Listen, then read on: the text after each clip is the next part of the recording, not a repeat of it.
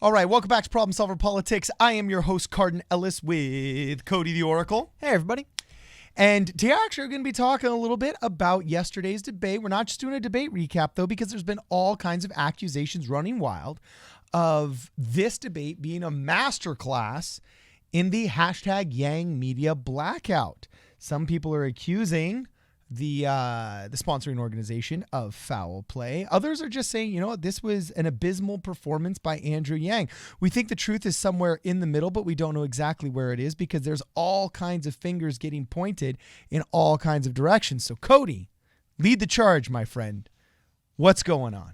Okay. Well, I mean, I guess that's a pretty good. It's a pretty good way of summing it up. That I think this debate, and not even this debate, but this little while, and I'll show you guys, we're going to see more of it. What we now call today the Yang Media Blackout, it really is this kind of all-encompassing, dismissive, condescending, get out of here, you guys don't belong tone that has just pervaded for so long. And I want to show you guys, going over some stuff from last night's debate, really kind of what it looked like and just what it's, because we're getting to crunch time. They are doing what they can. So Andrew Yang, as you guys can see, and this isn't anything new for him, getting very little talk time compared to anyone else, but this debate, like the last one before it, was stark. I mean, Tom Steyer fought, and he was just basically at some points just kind of yelling on stage there to get in, and he spoke very little. Elizabeth Warren honestly seemed like she was just trying to survive up there. She was not looking to jump in on anything. She was just like, can't we all get along? Really weird performance from Warren after calling out Bernie Sanders in the last one. She did an about face, and it was very strange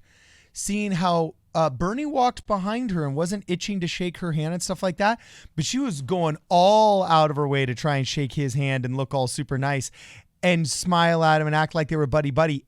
You can't have an accusation with live mics on that you knew were going to be live, calling him a liar, and then just weeks later being all buddy-buddy with him. It makes you look completely inauthentic.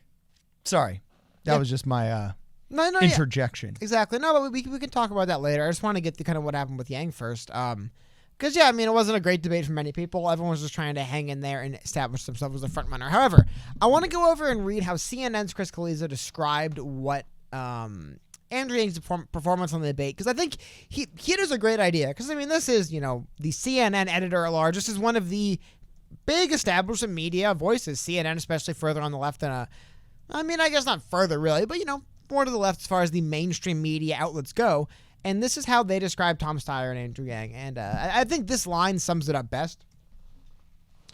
Where he says, Tom Steyer and Andrew Yang both seem like very nice men. I mean, Dude, that's like... It's like when someone asks if a guy's a good baseball player or a football player, and they go, he's a hard worker. You know, he shows up on time. No, you're not answering my question, because I feel like you don't want to answer my question. And that's what we see here. This is literally... Okay, I had a friend in college that sold the pickup artist books. You know what I'm saying?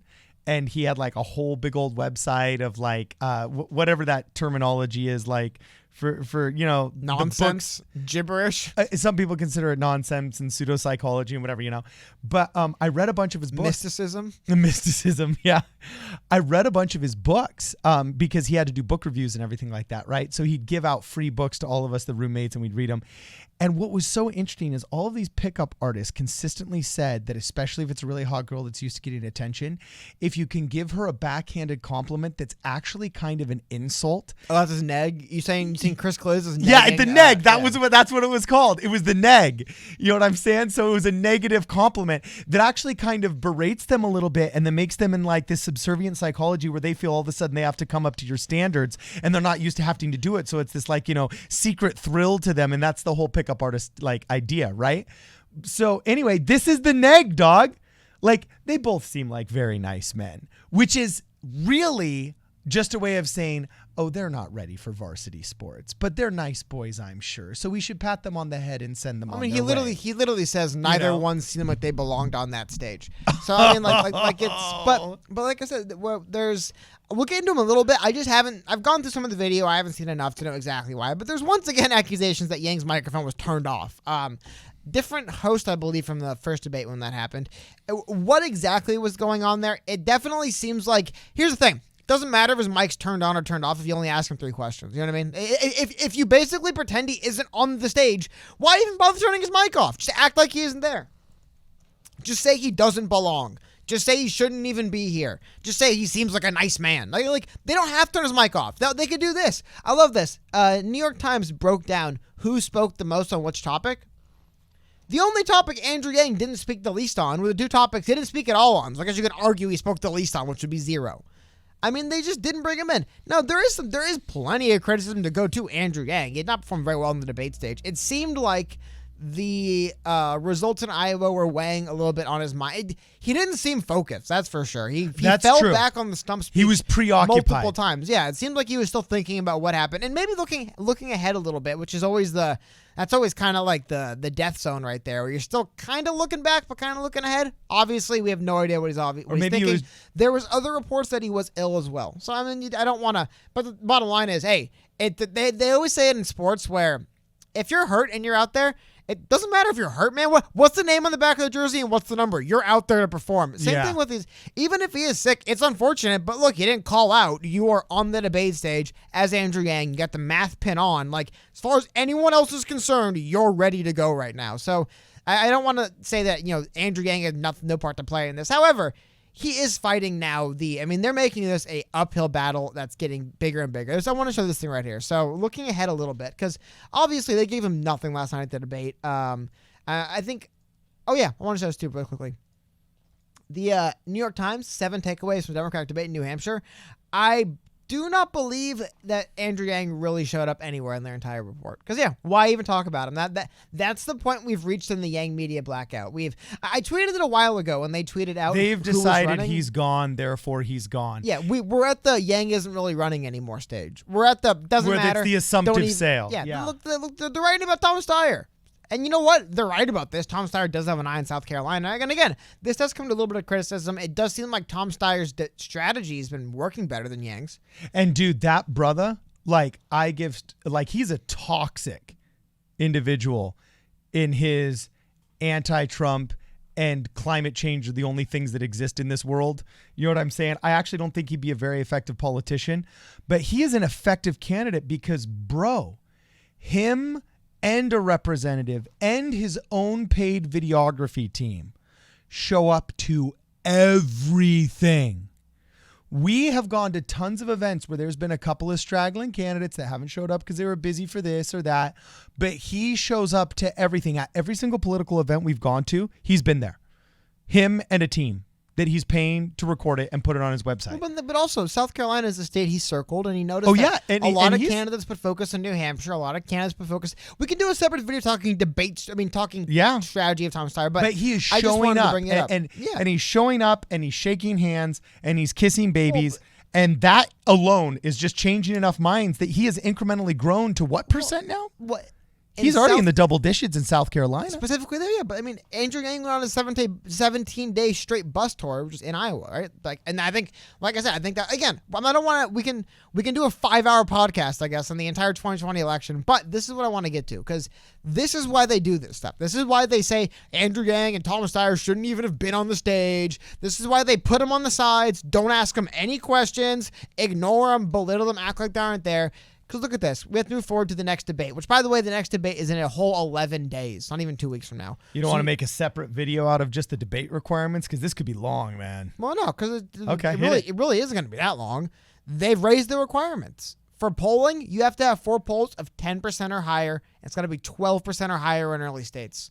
And these 5 candidates we're looking at, I do think Tom Steyer actually probably might. I was going to say, that'd be hard. The South Carolina poll. Look at the South Carolina poll. He already has it. He's got like an 18 in South Carolina. Yeah, before. But in any other state, has he broken double digits? Well, here's the funny thing. Nevada is the only other. This could be a separate video. They're not really polling Nevada. I don't know what's going on in Nevada, and they're not really polling South Carolina either. Just when they did, he performed well. But here's the thing: do you find it ironic that the Democrats are polling the 2 most white predominant states, but completely neglecting the one that has the biggest African American votership? The 2 ones with lots of African Americans are getting neglected. That doesn't sound, potentially racist. Does it? I think what's larger happening is Tom Steyer realized that obviously a lot of focus will be in the very first state, Iowa, and then once Iowa falls, the second state's New Hampshire. But why not just say, you know what? I'm obviously not going to sweep these first couple of states, I have to build some momentum on. I just skip to the third one, South Carolina. Get a head start. Yeah. South Carolina will have plenty of focus soon. It's just right now it doesn't because it's not New Hampshire, it's not Iowa. But then what? You see what happened with Iowa? It's like Iowa doesn't exist anymore. You think any of those candidates are going to step foot in Iowa again until the general? No. Iowa imploded. I wonder if how many of these candidates on and maybe Trump will. He seems to campaign everywhere, but I guess Democrats will as well. But still, like these people have no interest to go back to Iowa. It's over. It's done. Moving on. And I think that's one of the errors maybe. And again, separate video, but maybe one of the potential errors the Yang campaign made, any campaign makes focusing too heavily on Iowa, is it's like everything you put into Iowa, it's over now, man. Regardless of what you got in that vote, no one. It's like it's 1% of the delegates. Yeah. Iowa's more of like a show momentum thing than anything. Yeah. It's like we've moved on, man. It's like, political theater more than political clout. Yeah, so but I'm saying the ads that Tom Steyer is running in South Carolina and other candidates, just the ads Andrew Yang has been running in New Hampshire, those are still bearing out because that vote's yet to come. But yeah, once that vote happens, it's like those states don't exist anymore, especially a state like Iowa. It's like it's not like they're going to be hitting up Des Moines again anytime soon. Like that, they really go there for that one reason. But like I said, this is how they're going to keep. And I think it's funny they say Michael Bloomberg hasn't qualified. He's going to qualify because that's the point. The point is to get Mike Bloomberg on stage and ready for Super Tuesday because that's when Michael Bloomberg actually starts running for president is Super Tuesday. Until then, he's not really running. So he gets to sit in the sidelines, not really get a lot of attacks. People just say, oh, he's a billionaire. But guess what? They're rigging everything for him. So I think the treatment between Andrew Yang and Michael Bloomberg, I think is hilarious, where Andrew Yang just asked him to release more polls once because he was pretty sure if they had done some polling, he would have qualified for a debate. Sorry, Andrew, no can do. Michael Bloomberg isn't taking donors, so the DNC drops the donor requirements so they can show up at debate. It's just, but here's the thing. When you have the media blacking out a candidate like this, you don't have to hide it. Hide what? Yeah. Yeah. It's like, we're the media biznatch. We're the thought police. What? You going to come after the police? I mean, if you're a corrupt cop, you can really look in the eyes of somebody that you're totally going to screw and just be like, you know what you should do? Call the police. You know what I'm saying? That's a total thug police line from the corrupt cop film noir movies of the 50s. You know what I'm saying? And when you're the mainstream media, you can look at it and be like, oh, you're angry the news isn't covering you. You know what you should do? Go to the media. You know what I'm saying? It's almost like at the point where I wonder if Andrew Yang would have been better off missing the debate again. I wonder if that's why Tulsi said she doesn't want to go in the debates. I think Tulsi realized this. Why would I go in the debates so they can make a fool out of me? They're just going to belittle also me. The debates have because the thing, Tom Steyer didn't perform that poorly. I didn't think it was the greatest debate of all time. And they're still talking about Tom Steyer like he's some chump, like he's some bum.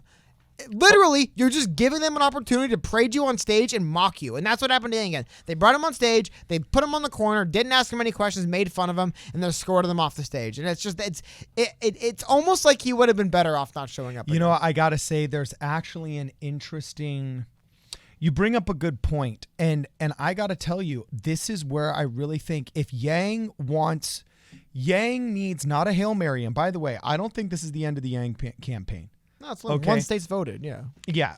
He had a poor debate performance, but also what people forget, and, people are looking at, we've never gotten 10% before. We've never gotten 10% before. Yeah, because we've always been in a field with 20 other people. I think those people might drop out, right? Like exactly. Earlier. Like, what people forget is we actually but we actually had the first watchable debate last night. Why? Because there was only 7 people on stage. Okay. And the debate before that, there was 10 or 11?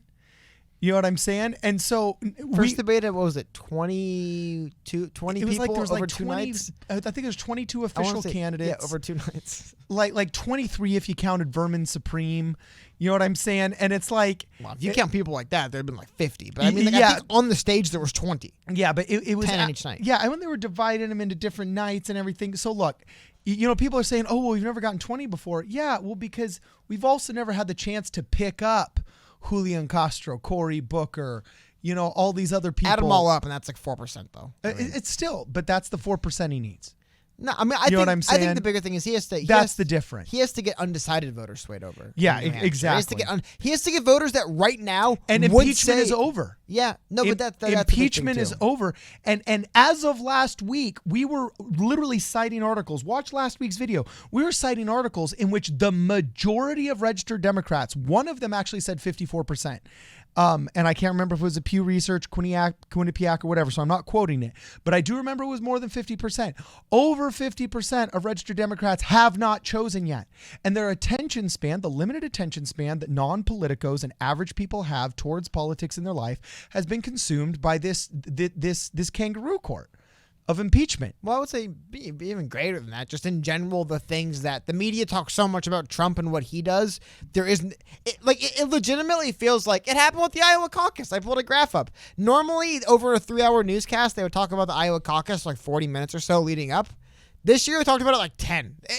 There's so much nonsense the media has to get through before the time they get to it. I mean, you know what? For example, great thing. I'll show you the CNN politics thing. You know where they bury the Tom Steyer and Andrew Yang analysis? They bury it with their commentary on the lighting for the TV program. Like they literally just brush these candidates they don't want to side, and we'll find out pretty soon how this is working. That being said, I don't think it's the thing for Andrew Yang specifically too. Though, whenever we talk about this, and I think it's I don't say funny, but to me it's almost kind of ironic. It's like no matter what, this election going back a year and go forward a year will be a ridiculously difficult uphill battle with the deck stacked against Andrew every step of the way. There's no way. That was the only way it was ever going to be. There was ever going to be the moment but that's where also they're just why like, oh, Andrew, now the media is okay with you. They're going to treat him like this every day in this election. He has to fight. And the thing is, where he's made it already has been kind of impressive because he's fought this for a year now, or maybe 7 months.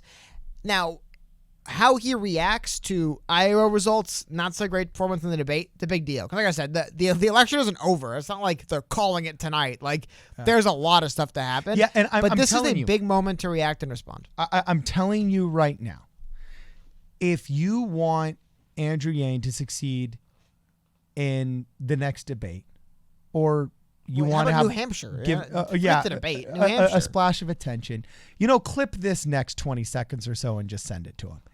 He needs to perhaps do a debate with Tulsi Gabbard and himself on like Joe Rogan or something. Or maybe he just gets all the Kyle Kalinskis and the David Pacmans and the people with the big following, skip the Young Turks, they're worthless. You know what I'm saying? And do a debate with a couple of other candidates. Or he needs to pull a Donald Trump, who literally released a list of what conservative judges he was going to call if he was given a chance to be the president. And then all of a sudden, the public and the news media had something to devour, all right? You know what he should do? He should release his cabinet. He should literally just start making headlines by Dude, it doesn't matter. Having his own debates. They're not going to just start talking about him. They'll just say they'll just belittle him and they'll mock him. That won't change. He can't. No, come on. He can't win. But he'll favor. be in the news, and we live in such a media sick environment where bad news is good news. How much news was there about Dave Chappelle endorsing Yang? How much news was there about Donald Glover endorsing Yang? How much news was there about Donald Glover signing up to celebrity endorsements have the least amount of clout? I'm not even talking about that. How much news there was when Yang was in the news time and time again? It was in the news. Yes, because guess what? The mainstream media don't care about him. Yes, so the mainstream media doesn't care about him, so he needs to start going to alternative media and rocking it. He has already. To be honest with you, ever since he got that huge amount of money, instead of continuing with the new media stuff, with the podcasts, with the alternative media, and then also adding on top of it traditional media, he's tried to fight the traditional politicians with the traditional mainstream game. And he has actually shirked his alternative internet king media game. No, I agree. He definitely, there's been people that online have mentioned reaching out to him that he hasn't jumped on the opportunity to do shows Exactly. for. I think I don't know for sure if Hot Ones was one of them, but he no longer does the smaller podcasts and the things that were incrementally making him large gains. But I think they're part of like for example, he's trying to join the rich person you can go down big the line. boy For club example, that doesn't want him in. Okay, but for example, you can pick someone like Joe Rogan who's not going to have any politicians on his show probably ever again. Like, not everybody is just dying to jump into he said that once when he was angry. I bet you if he could have a competing debate. I think he said he wasn't interested in it, and then he said he endorsed Bernie, and then they tried to ruin his career. It's like, why would he change his mind? You know what? Now I'm not gonna argue about Joe Rogan. I don't care about Joe Rogan's and he has people on his podcast. I'm just saying that I think there's some reasons, but I do agree he could be doing. Part of it's also, though, 17 days straight on the ground in Iowa. When are you going to do a podcast? That would be a $500,000 commercial. I'll tell you this right now. But seriously, before I offered $500K. What day do you fly out of New Hampshire to Los Angeles to do H3H2 podcast again? What day? What day do you say, you know what? Not worth campaigning in South Carolina today. Not worth campaigning in Iowa today. You get motherfucking creative and say, can I fly you to New Hampshire? And guess what? As we're canvassing, I'll talk with you. Okay. As we're canvassing, I'll motherfucking talk with you. And then you get a badass podcast, you get a totally cool podcast. You know what I'm saying? I don't know. He needs to get creative with the new and the alternative media because the mainstream media obviously doesn't give a crap about him because he's not a freaking 40-year-old boomer that's been in the Senate for 20 years. Here's the thing: going on a podcast that people while they're commuting to their jobs in Chicago, Los Angeles, and New York like to listen to doesn't win you New Hampshire. Well, so find out what the most popular local New Hampshire stuff is. I think he has. That's why he's going to those communities and speaking. I mean, I'm not here to besmirch and say that he's not doing a good job. All I'm saying is, dude, it's at the point of the process where you're trying to win individual states in the primary. So doing some of these podcasts are just becoming less and less. Like maybe we will see him ramping up doing those going into Super Tuesday. But in the meantime, I think he's going to be more interested in the local. Because some states, national is local. California, national is local. New York, but some states, national isn't local. So he's going to those states. Okay. I would say New Hampshire, Iowa, South Carolina, and even Nevada sound to me like states where the national isn't the local. So he's going to the states and campaigning in them. It's just when he has to be in front of the mainstream media, like a debate, they basically just make fun of him, and it's ridiculous. And that's what I'm saying. I don't believe that if you can't beat them, join them.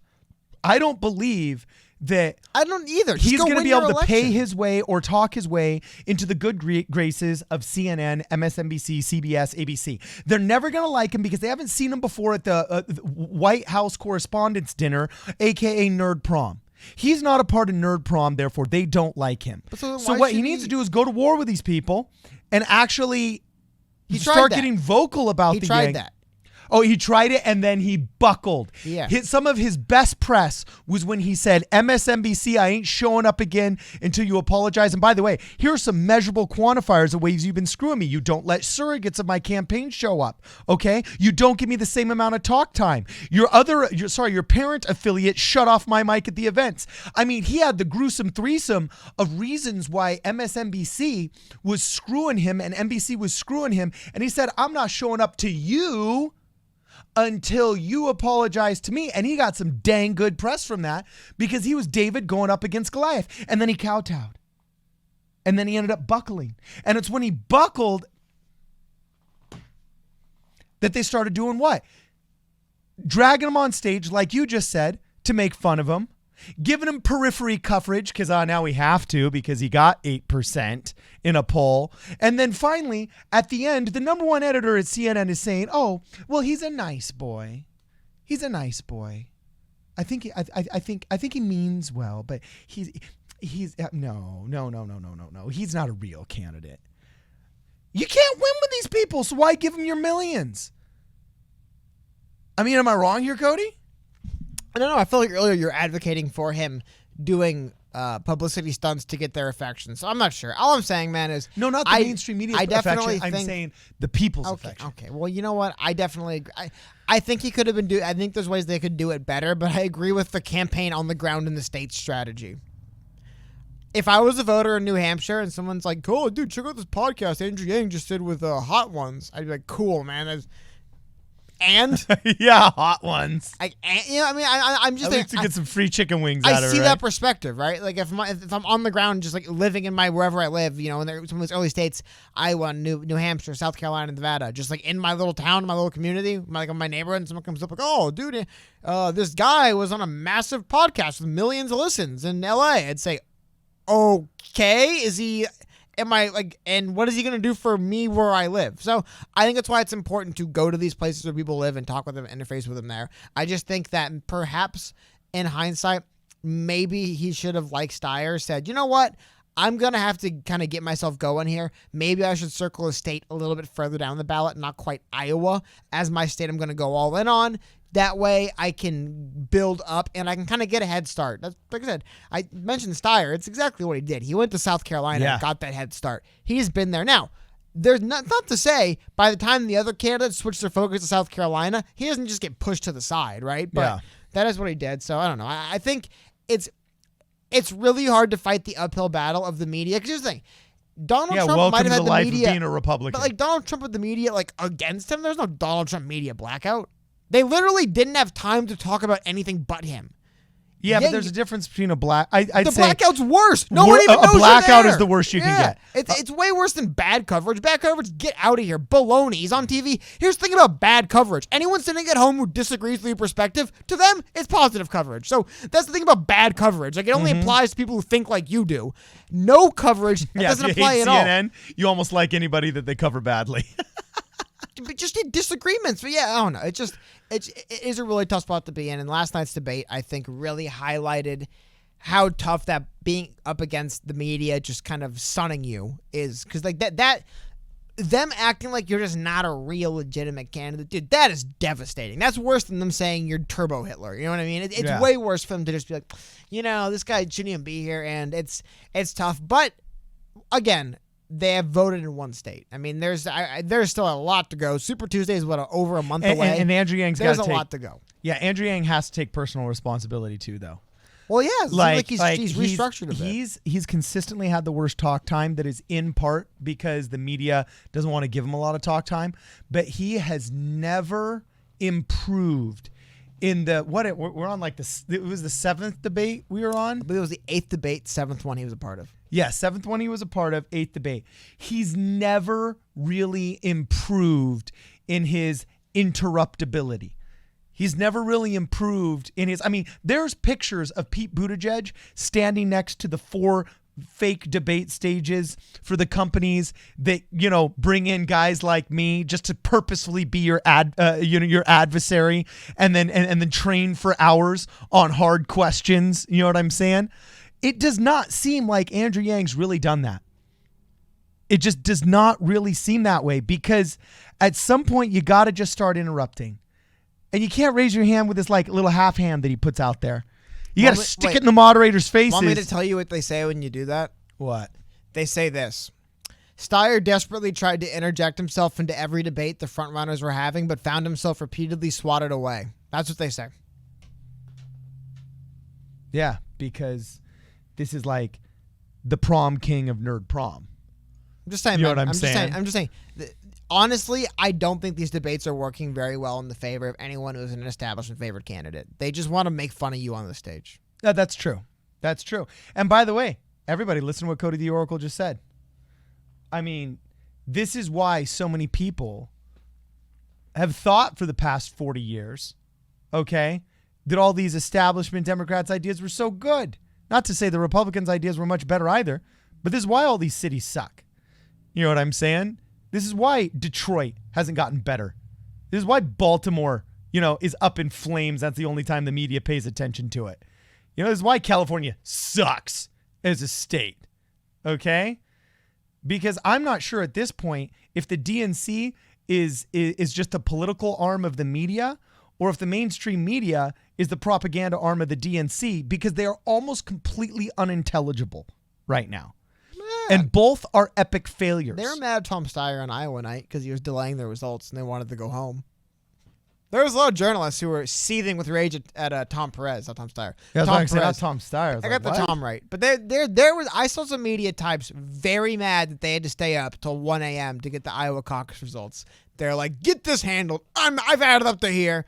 But again, I think that was less because they were mad at the DNC. Here's the thing. We were talking about this before the show, and I'll finish on this. A lot of people are talking about this debate's bad for the Democrats. The Democratic Party is done. Like, that's obviously hyperbolic, but I do think the walls are closing in on the current leadership of the DNC. The people that are left over from the Hillary nonsense that somehow hung on, the walls are closing in on them. And I think we're seeing it, unfortunately, in this primary, right? Like, it's not pretty. It's ugly. I did think it was funny how they were obviously instructed to not really talk about Iowa. Yeah. Bernie Sanders didn't address the fact that Pete Buttigieg just declared himself victor before the votes were out. He didn't say, good point, but vice versa. Like, nobody brought that up. No, Pete Buttigieg or Bernie Sanders didn't bring up the fact they performed well in Iowa. Like, what was that? Maybe. I don't remember that moment. I don't remember the moment where somebody said, where people are just like, look, I think we really saw it. They kind of skirted around it. Maybe there was a line or two, but there was no big discussion around what happened earlier this week around the first vote in the primary. Isn't that crazy? That's it was true. the first debate There was like a half after hour. ballots had been cast, and it was just kind of like not really a topic of discussion, even though it dominated the news all week. They had to ask a Soleimani question. I was like, oh, yes, I forgot about that guy. Soleimani, he was like a painter or something, right? Obviously, in jest. But you know what I mean? Like, there wasn't this, like, the biggest story of the thing that just happened in the party and the primary. The big thing going on was a non-factor. I get that they're on to New Hampshire now, and they were literally in New Hampshire, so you don't want to make it seem like you're ignoring people in New Hampshire talking about Iowa. But I think going to people in New Hampshire and saying, hey, this Buttigieg guy's a liar who just grandstands and declared himself victor before the votes were even finalized, I think that's a valid thing to say. So I don't know. Yeah, and well, no, and you bring up a good point. They wasted like a solid 30 minutes on Orange Man Bad, and not a single minute on Skinny DNC guy bad. You know what I'm saying? Like, or you know, overhyped, entitled Midwestern low population state bad. You know what I'm saying? I mean, they're so concerned about removing the Electoral College, but they can't even get a basic 1800s vote counting model where the people are physically in the room. The people are physically in the room. They couldn't get that right. What makes you think that all of a sudden the elimination of the Electoral College they'll get right? I don't know. Anyway, let us know what you guys think. Please, in the comments below, tell us if there's anything we've missed. We'd really like to know what you think the future of the Andrew Yang campaign should be. Should he be going back to the basics because the basics are good and hit the alternative media? Should he try and win them over? Should he go head-to-head with them? What do you guys think is the future of the Andrew Yang campaign? Please let us know. This is Problem Solver Politics. We'll see you guys in the next video.